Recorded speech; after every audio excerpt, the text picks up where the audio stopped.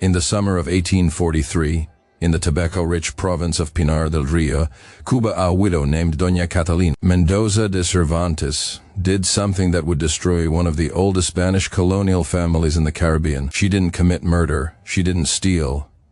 She didn't betray her country. What she did was far more unforgivable in the eyes of Cuban high society. She got pregnant. And the father could have been any one of her 9 male slaves. This is the story of how one woman's actions exposed the darkest hypocrisies of colonial power.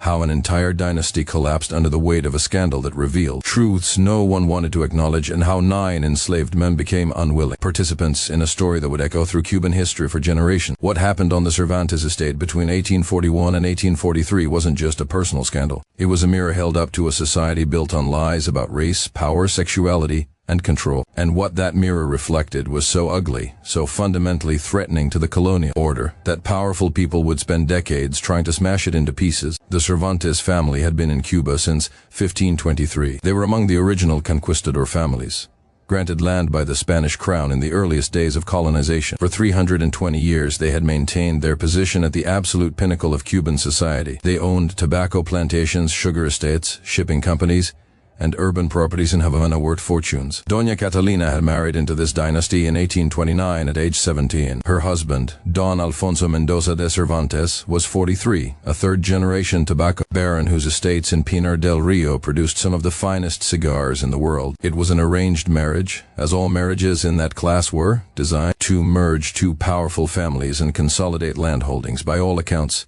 it was a cold marriage. Don Alfonso spent most of his time in Havana, managing business interests. Catalina remained at the main estate in Pinar del Rio, a sprawling plantation called La Esperanza, the Hope. They had no children in 12 years of marriage, a fact that became a source of quiet scandal among the Havana elite. Whispers suggested Don Alfonso was impotent, though no one would say such things openly. Then, in November 1841, Don Alfonso died. A riding accident, the official records state. His horse threw him during an inspection of the western tobacco fields. He broke his neck. Death was instantaneous. At age 29, Catalina became one of the wealthiest widows in Cuba. She inherited everything: the plantations, the urban properties, the shipping interests, the 73 enslaved people who worked the Cervantes estates. Under Spanish colonial law, as a widow without children, she had complete control of the estate until she remarried or died. The family expected her to remarry quickly. There were suitable candidates: other plantation owners, Spanish colonial officials, men who could manage the business affairs, while Catalina performed the decorative social functions expected of a woman of her class. But Catalina did something unexpected. She refused all marriage proposals, and she announced she would manage La Esperanza herself. The Cervantes family was horrified. Women of their class did not involve themselves in business. They certainly didn't live alone on isolated plantations. The family patriarch, Don Alfonso's uncle, traveled from Havana to convince her to accept a marriage proposal from a colonial judge who had expressed interest. Catalina refused. The estate was hers by law. She would run it as she saw fit. For the first 6 months, she proved surprisingly capable. She reviewed the accounts, identified inefficiencies, negotiated better prices for the tobacco crop. The estate actually became more profitable under her management. The Cervantes family, while still uncomfortable with the situation, began to accept it. Then, in May 1842, Catalina made a decision that would change everything. She dismissed the estate overseer, a brutal man named Esteban Rios, who had managed the enslaved workforce for 15 years. Rios was known for his violence. Scars on the backs of the enslaved people at La Esperanza testified to his methods, but he was effective in the cold economic logic of slavery. Production remained high. Escapes were rare. Rebellion was unthinkable. Catalina found his methods intolerable. After witnessing him beat a young enslaved woman unconscious for dropping a basket of tobacco leaves, Catalina paid Rios his wages and ordered him off the property. The Cervantes family sent letters demanding she hire a new overseer immediately. Catalina refused. She would manage the enslaved workforce herself, with assistance from the 9 enslaved men who worked closest to the main house. These were the domestic servants, the skilled workers, the men trusted with keys to storage rooms and knowledge of the estate's daily operations. Their names appear in the estate records that survived. Miguel, age 32, the head of household staff; Tomas, age 28, the carpenter; Rafael, age 35, the blacksmith; Diego, age 26, the head gardener; Antonio, age 24, who managed the stable; Sebastian, age 20. 9. The estate's cooper who made barrels for tobacco storage. Carlos, age 31, the mason. Felipe, age 27, who supervised the tobacco drying houses. And Joaquin, age 23, who worked as Catalina's personal assistant, managing correspondence and accounts because he could read and write. These 9 men had lived at La Esperanza for years. Some had been born there. All had worked under Esteban Rios's brutal oversight, and now, suddenly, that oversight was gone, replaced by a young widow who spoke to them directly, who asked their opinions, who treated them with something that resembled, if not equality at least, basic human respect. It was a dangerous situation, not because the men posed any threat, but because it violated every unspoken rule of the colonial order. White women of the upper class did not interact casually with enslaved men. They certainly didn't spend time alone with them. The potential for scandal was enormous. And for the first months, there was no scandal. The estate functioned. The tobacco harvest proceeded on schedule. Letters to the Cervantes family in Havana reported that everything was well managed, if unconventional. But something was happening at La Esperanza that the official letters didn't mention, something that began slowly, almost imperceptibly, in the daily interaction between Catalina and the 9 men who now worked most closely with her. We know from later testimony that Catalina began taking her meals with the domestic staff instead of eating alone. We know she spent hours in the workshops, talking with Tomás the carpenter and Rafael the blacksmith about their crafts. We know she went riding with Antonio, the stable master. In the early mornings before the heat became oppressive, we know that Joaquin, who managed her correspondence, spent long evenings in the estate office helping her with accounts, the 2 of them working by lamplight long after the rest of the household had gone to sleep. And we know that at some point during the late summer of 1842, these interactions crossed a line that colonial society considered absolute and unforgivable. The question that would obsess Cuban high society for years was simple: which one? Which of the 9 men had Catalina become involved with? Was it Joaquin, the educated assistant with whom she spent so many private hours? Was it Antonio, the handsome stable master she rode with each morning? Was it Miguel, the head of household staff who had been at La Esperanza longest, and who witnesses said had a quiet dignity that commanded respect? The answer, which would eventually emerge from multiple sources of testimony, was more shocking than anyone had imagined. It was all of them, not simultaneously, not in some organized fashion, but over the course of nearly a year, from late summer 1842 through spring 1843, Catalina had intimate relationships with all 9 men. Before we continue, we need to address the central question this story raises: was this consensual? The answer is complicated and uncomfortable. These men were enslaved. Catalina owned them. She had absolute power over their lives. They could not refuse her without risking punishment, sale, or death. In that fundamental power imbalance, true consent was impossible. But the historical record suggests something more complex than simple coercion. Multiple sources, including later testimony from the men themselves, indicate that Catalina never threatened them, never used her power overtly to force compliance. Several of the men, particularly Joaquin and Miguel, appeared to have genuine affection for her. This doesn't make what happened ethical. Power imbalances don't disappear because someone chooses not to use threats. The men were trapped in a situation where refusing could destroy them, and that negates meaningful consent, regardless of how gently the person with power behaves. But it does make the story more complicated than simple sexual exploitation, and that complexity is part of what made the scandal so threatening to colonial society, because it suggested something far more dangerous than the idea that white women might sexually abuse enslaved men. It suggested they might actually care about them. In March 1843, a housemaid named Esmeralda, one of the enslaved women who worked in the main house, sent a letter to the Cervantes family in Havana. The letter was written by a priest in the nearby town, Father Domingo Ruiz, to whom Esmeralda had gone seeking guidance. The letter stated simply that Doña Catalina's behavior with the male domestic slaves had become scandalous, that she was violating the moral standards expected of a Christian woman, and that the family should intervene immediately. 2 weeks later, Don Rafael Mendoza de Cervantes, the family patriarch, arrived at La Esperanza with his son and a notary. They intended to evaluate the situation and, if necessary, declare Catalina mentally unfit to manage the estate. What they found shocked them more than anything Esmeralda's letter had suggested. Catalina was 4 months pregnant. The confrontation that followed was documented in multiple sources. Don Rafael demanded to know who the father was. Catalina refused to answer. He asked if she had been raped by one of the slaves. She said no. He asked if she had been coerced. She said no. He asked if she understood what she had done, the shame she had brought on the family name. And Catalina, according to all accounts, remained completely calm.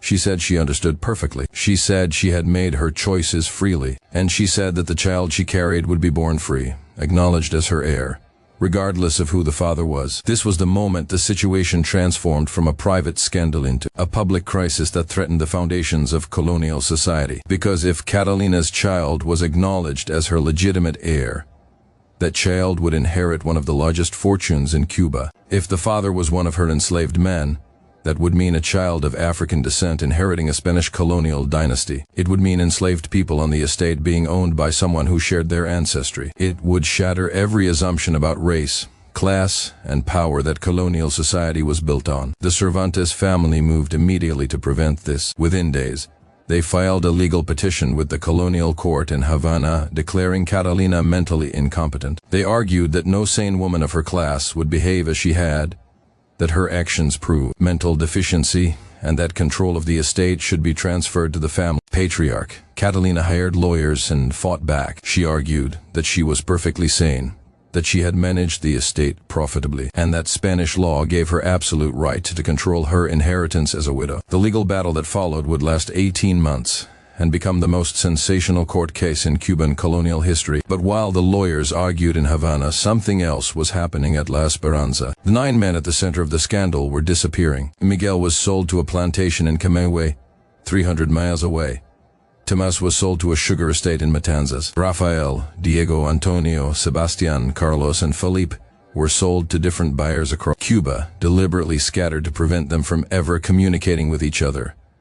Only Joaquin remained. Because Joaquin did something that changed everything, he escaped. On the night of April 15, 1843, Joaquin fled La Esperanza. He made his way to Havana, a journey of over 100 miles through territory where a black man traveling alone would be immediately suspected of being an escaped slave. But Joaquin had one advantage: he could read and write. He carried forged travel papers, claiming he was a free black man traveling to Havana on business. When he reached Havana, he went directly to the office of Catalina's lawyers, and he gave a deposition that would become the most controversial document in the entire case. Joaquin stated that he was the father of Catalina's child. He stated that their relationship had been consensual, that she had never coerced him, and that they loved each other. He stated that she had promised to free him and acknowledge their child, and he offered to testify in court. The deposition caused chaos.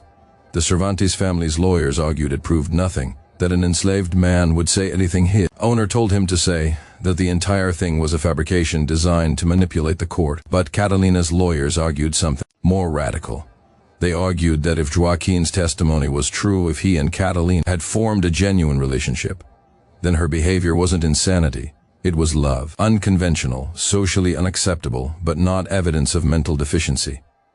The colonial court faced an impossible choice. If they ruled Catalina sane, they legitimized relationships between white women and enslaved men. If they ruled her insane, they set a precedent that any white woman who violated social norms could be declared incompetent and stripped of her property rights. In November 1844, the court issued its ruling. It was a masterpiece of legal cowardice that satisfied no one but avoided the most dangerous implication. The court ruled that Catalina was not insane, but that she had acted with moral deficiency unbefitting her station. Control of the estate would remain with her, but under supervision of a court-appointed administrator. She would receive an annual income but could not make major decisions about the property. And most significantly, her child would not be recognized as her legitimate heir. The child, a son, was born in July 1843.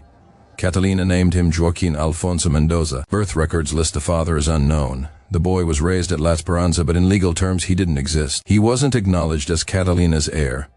He wasn't registered as a member of the Cervantes family, but neither was he enslaved, because Catalina had enough control to ensure his freedom. He existed in a legal gray zone, free but without inheritance, acknowledged by his mother but rejected by his family. As for Joaquin the father, his fate was both better and worse than the other 8 men. Catalina's lawyers negotiated his freedom as part of the settlement, arguing that since he had been willing to testify, he had demonstrated loyalty that deserved reward. He was freed in December 1844, but freedom came with conditions. He was required to leave Cuba permanently. The Cervantes family, using their considerable influence, ensured he could never return. Joaquin emigrated to Mexico. Records show he settled in Veracruz, worked as a clerk, married a free black woman, and had 3 more children. He died in 1871, never having seen his first son again. The other 8 men scattered across Cuba faced varying fates.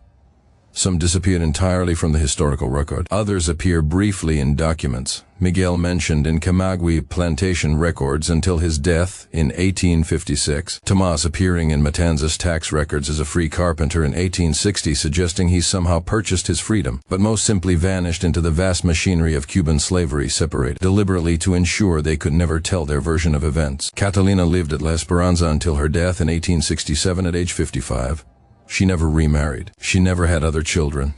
She raised Joaquin Alfonso in isolation, teaching him to read and write, managing what remained of her controlled inheritance, largely withdrawn from the society that had judged her so harshly. Her son grew up in limbo, neither fully accepted nor entirely rejected. When Catalina died, the Cervantes family moved immediately to seize complete control of the estate. Joaquin Alfonso received a small settlement, enough to live modestly but nothing resembling the fortune he would have inherited if his parentage had been officially acknowledged. He lived quietly in Pinar del Rio, working as a school teacher, never marrying, dying in 1891 at age 48. His death certificate lists his parents as unknown. The Cervantes family survived the scandal, but barely. The dynasty never fully recovered its prestige. Within 2 generations, the family had lost most of its land holdings. By the time of the Cuban Revolution in 1959, the Cervantes name had faded into historical obscurity, but the scandal itself never faded. It became a ghost story Cuban society told itself about the dangers of transgressing racial boundaries. Cautionary tale about what happens when white women reject the strict control their class demanded. And in that telling and retelling, the truth became simplified, distorted, weaponized. Catalina became a villain in some versions, a victim in others, mentally ill in others still. The 9 men became aggressive predators or helpless victims depending on who told the story.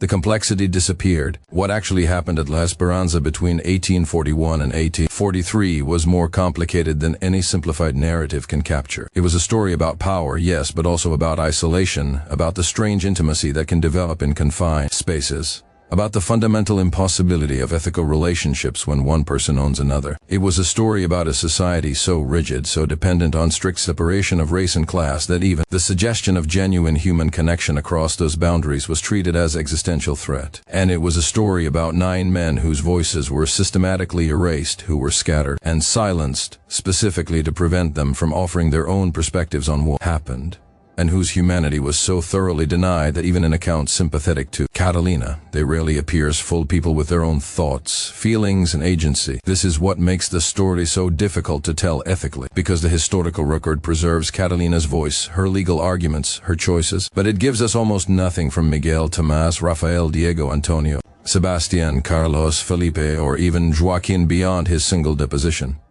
We don't know what they thought about what happened. We don't know if they resented Catalina or cared for her or simply endured another form of exploitation in a life filled with exploitation.